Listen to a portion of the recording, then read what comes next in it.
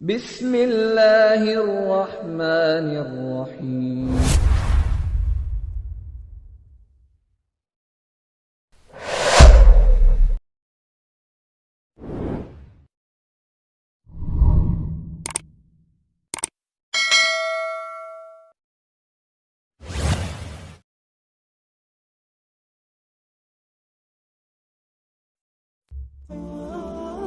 در حالی که ابراهیم علیه السلام چی میگفت؟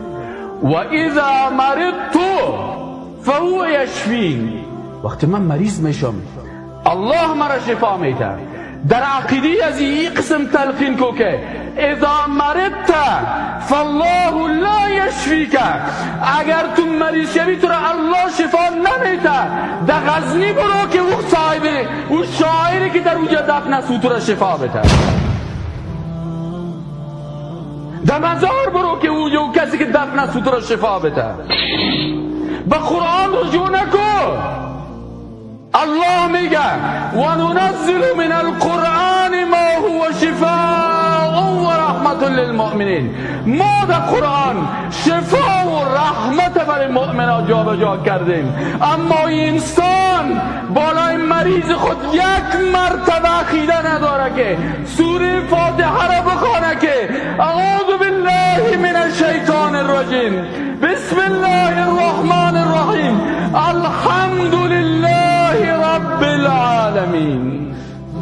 الله رب العالمین است.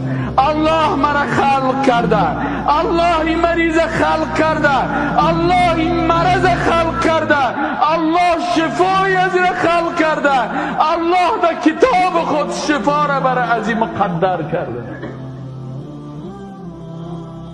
از این خاطر و انه کان رجال من الانس یعوذون برجال من الجن. از این خاطر وقتی که عقیده خراب شد، وقتی که قرآن از قلب مسلمان بیرون برآمد، باز 4 نفر مداری و فالبین سر ازی، سر زنش، سر خانمش، سر فامیلش از آرا تجاوز میکنه. والله یک فالبین خودش آمد در مکه سکن خودش گفت ما خانوادی فالبینا هستیم، 3 استفاده از کسایی که پیش ما میکنن استفاده میکنیم از پیشش. استفاده مالی از پیشش مال میگیریم، استفاده اعتقادی عقیدهش خراب میکنیم و استفاده ناموسی پیش روش سر ناموسش تجاوز میکنیم. مرد چیشته خانه شده پس خانه میبره که من به خاطر از اینکه این مشکل دارم من ایره چرک میکنم، تحت پشت خانم تا پیش روی چرک میکنم و ایره باید ما برن دو اتاق دیگر.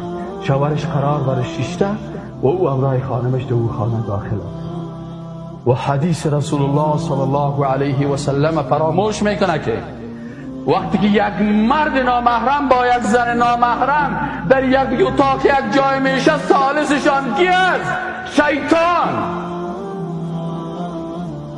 ولی مشکل چی هست؟ عمر رضی الله تعالی عنه چی میگه؟ میگه که ریسمان انسان تار تار میشه ریسمان اسلام. وقتی که جاهلیت کس نتامد، این کارهایی که در عصر جاهلیت میشد در عصر جاهلیت قدیم در عصر جاهلیت امروز میشه.